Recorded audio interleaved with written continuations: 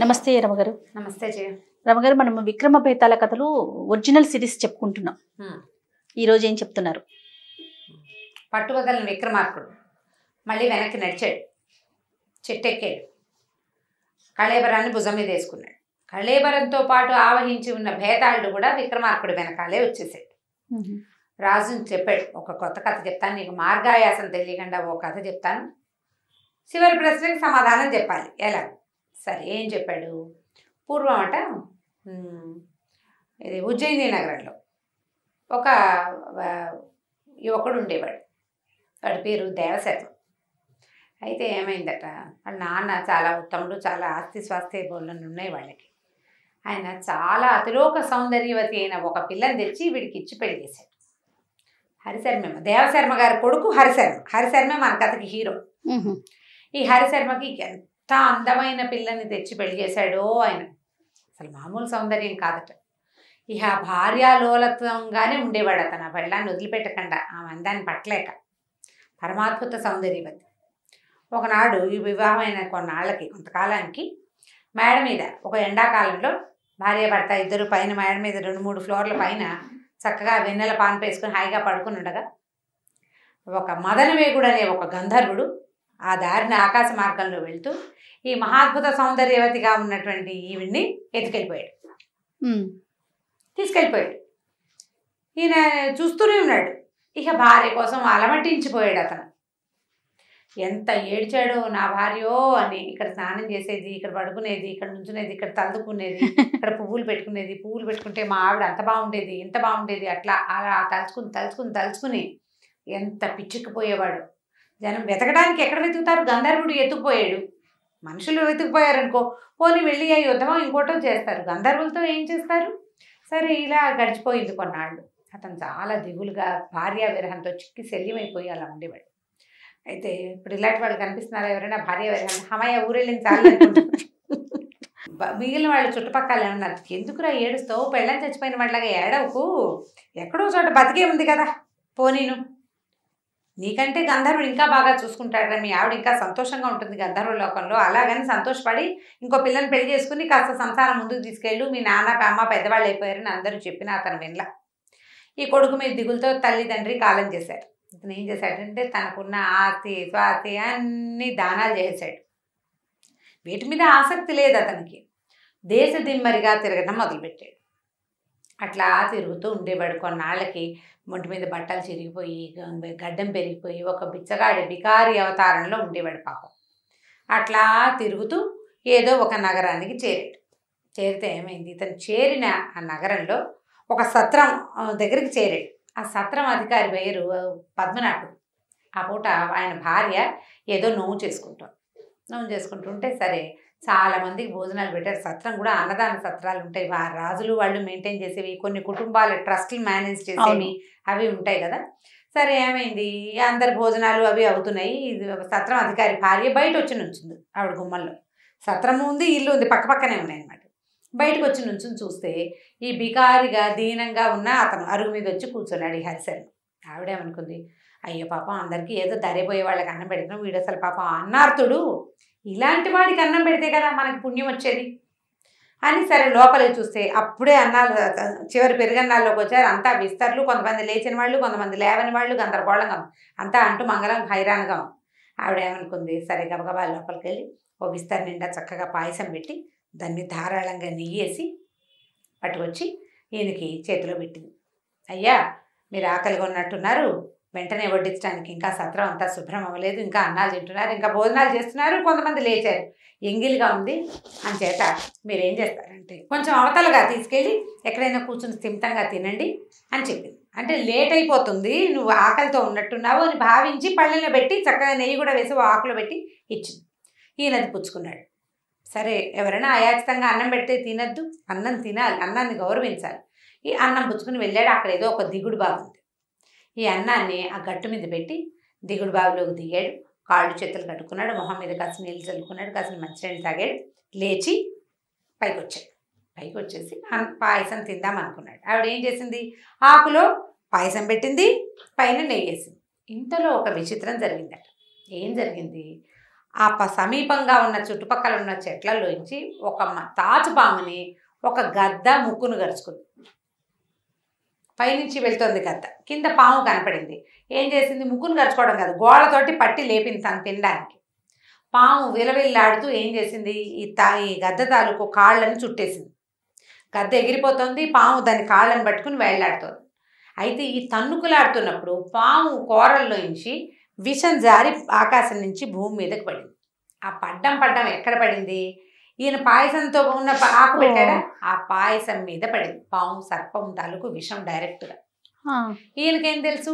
ఈ పైన అన్నం నెయ్యి వేసింది కదా, చేయకడికి వచ్చాడు, ఒకసారి అంతా కలేసాడు, నెయ్యి ఉంది కదా, తినేసాడు.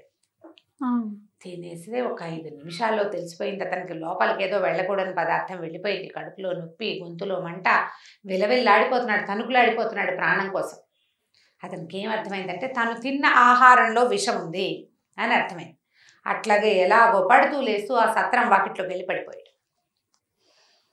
లోపల నుంచి వాళ్ళు పరిగెత్తుకొచ్చారు, ఆ పద్మనాభుడు భార్య. ఆయన ఏమైందంటే, అమ్మ మీరు పెట్టిన అన్నంలో విషం ఉందమ్మా, నేను చచ్చిపోతున్నాను, నాకు లోపల ఏదో అయిపోతుంది అన్నాడు. తన్నుకులాడిపోయాడు, మామూలుగా కాదు. ఇంకా ఒక 5-10 నిమిషాలు ఈలోపైంది. పద్మనాభుడు కంగారు పడి, ఇప్పుడు మనం 108కి ఫోన్ చేస్తాం, వైద్యుడి కోసం కబురు చేశాడు. అటు ఇటు గాబరాగా పరిగెత్తారు. విషం పెట్టడం ఏమిటి? పైగా ఈవిడ ఇట్లా ఎందుకు పెట్టింది? అందరికి లోపల సత్రంలో పెడతారు, వీడికి ఒక్కడికి ఆకులో పెట్టి ఎందుకు ఇచ్చింది అని చుట్టుపక్కల జనాలంతా నానా మాటలు మాట్లాడేసుకుంటారు కదా, రకరకాల మాటలు జరిగిపోతున్నాయి. సరే, ఇంకొక నిమిషంలో వైద్యుడు వస్తాడనగా ఈ హరిశర్మ కాస్త ప్రాణం వదిలిపెట్టేశాడు. అయ్యో, చచ్చిపోయాడు. చచ్చిపోయేసరికల్లా నిర్ఘాంతపోయారు జనం అంతా.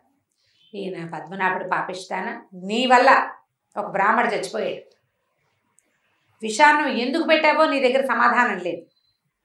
బ్రాహ్మణ హత్యాపాతకం, బ్రహ్మహత్యాపాతకం నా నెత్తికి చుట్టేవు నువ్వు. ఎందుకంటే భార్య పెట్టిందంటే భార్య తప్పులు భర్తవి, అంతే. భార్య ఖర్చు పెట్టే సంపదంతా భర్తది. ఈ పాపంలో నాకు భాగం ఇస్తావా నువ్వు? పో, నా ఇంట్లో నుంచి వెళ్ళిపోమన్నాడు. చుట్టుపక్కల జనమంతా హాహాకారాలు చేశారు. కానీ ఏమనాలి ఇప్పుడు? బ్రహ్మహత్యాపాతకం, జారిపోయే బ్రాహ్మణ్ణి పాయసం పెట్టి చంపేసింది ఆవిడ. నిర్ఘాంతపోయారు అంతా, ఏం చేయలేకపోయారు. ఆవిడ ఏడుస్తూ వెళ్ళిపోయింది ఇంట్లోంచి బయటికి. ఏడుస్తూ ఇంట్లోంచి బయటికి వెళ్ళిపోయింది. ప్రజలంతా ఏం చెప్పాలో తెలియకుండా మిందుకుండిపోయారు. ఆ రాజభటులు వాళ్ళు వచ్చి ఇది చనిపోయినటువంటి హరిశర్మకి అంత్యక్రియలు అవి చేసేసారు. ఇప్పుడు భేతాళుడు అడుగుతున్నాడు. కథ చిన్నది, దీని మీద డిస్కస్ చేద్దాం మనం కొంచెం. రాజా, ఈ పాపం ఎవరిది? పద్మనాభుడి భార్యదా, గరుడ పక్షిదా, పాముదా? ఈ ముగ్గురులో ఎవరిది ఈ పాపం? పద్మనాభుడి భార్య అతనికి పాయసం ఇచ్చి అక్కడికి పంపకుండా ఉంటే సరిపోయేది. పాయసం మీద నెయ్యి వేసింది, నెయ్యి అనుకుని విషాన్ని కూడా కలిపేసుకున్నాడు అతను. ఇక్కడే ఇంకో 10 నిమిషాలు ఉండండి, వంటలు ఎంగిళ్ళు అయిపోయాక మీకు అన్నం పెడతానంటే సరిపోయేది. కానీ అన్నం ఇచ్చింది. పాము దాని విషాన్ని అది కక్కేసింది, దాన్ని పైకి తీసుకెళ్ళింది. పైనుంచి పాము విషం అన్నంలో పడేలాగా చేసింది గరుడ పక్షి. వీళ్ళ ముగ్గురులో ఎవరిది తప్పు చెప్పు, ఈ పాపం ఎవరికి అంటగట్టాలి మనం ఇప్పుడు? బ్రహ్మహత్యాపాతకం ఈ ముగ్గురులో ఎవరిది అని అడిగింది. ఎంత బాగుంది యుక్తిగా ప్రశ్న. అప్పుడు రాజుగారు చెప్పాడు, విక్రమార్కుడు ఏం చెప్పాడో ప్రేక్షకులను అడుగుదామా, మనమే చెప్దామా?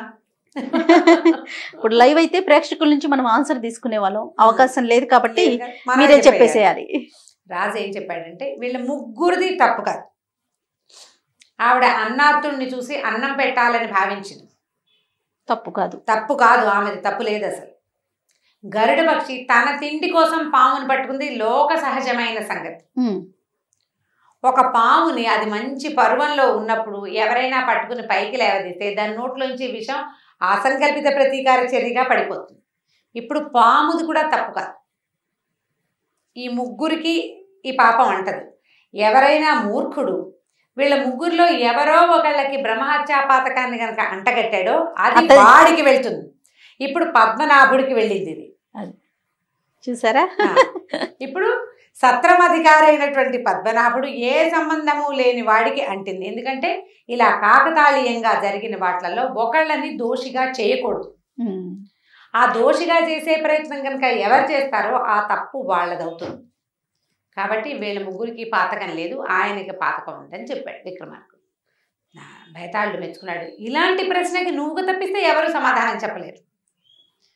వ్యక్తుల వల్ల కాదు, ఇది మామూలు వాళ్ళ వల్ల కాదు, నువ్వు కాబట్టి ఇలాంటి ఆన్సర్ చెప్పావు, కానీ నువ్వు మౌనభంగం చేసావు, నేను వెళ్ళిపోతున్నాను అన్నాడు. వెళ్ళిపోతున్నానని వెళ్ళిపోయాడు. ఇప్పుడు వీడు ఈ హరిశర్మ అనేవాడు వాళ్ళ ఊళ్ళో ఉంటే పోయేవాడా కాదు, ఎలాగోలాగా ఉంటే బతికేవాడు. ఓ భార్య పోతే ఇంకో పెళ్లి చేసుకుంటే సరిపోయేది. జీవితంలో ముందుకెళ్ళాలి కదా, వెళ్ళకుండా పో అని భార్య వద్దు, నీ ఇంట్లోనే నీ వాకిట్లోనే నువ్వు ఉంటే పోయేది. దేశ దిమ్మరవటం కూడా అతని తప్పు, చావడానికి ఆ ఊరు వెళ్ళినట్టు అయ్యింది కదా. మనం సాధారణంగా ఇలా చాలా విషయాలు మన దగ్గర జీవితంలో జరుగుతూ ఉంటాయి. మనం వీళ్ళ వల్లే వాళ్ళ వల్లే వీళ్ళు ఇంకొకరిని నిందిస్తూ ఉంటాం, ఎవరో ఒకళ్ళకి దీన్ని ఆపాదించుతాం, ఆ బాధ్యుల్ని చేయడానికి ట్రై చేస్తాం. మనం ఎవరో ఒకళ్ళు ఆ బాధ్యత తీసుకోవాలని అనుకుంటాం, కాలానికి దాన్ని వదిలిపెట్టేయాలి.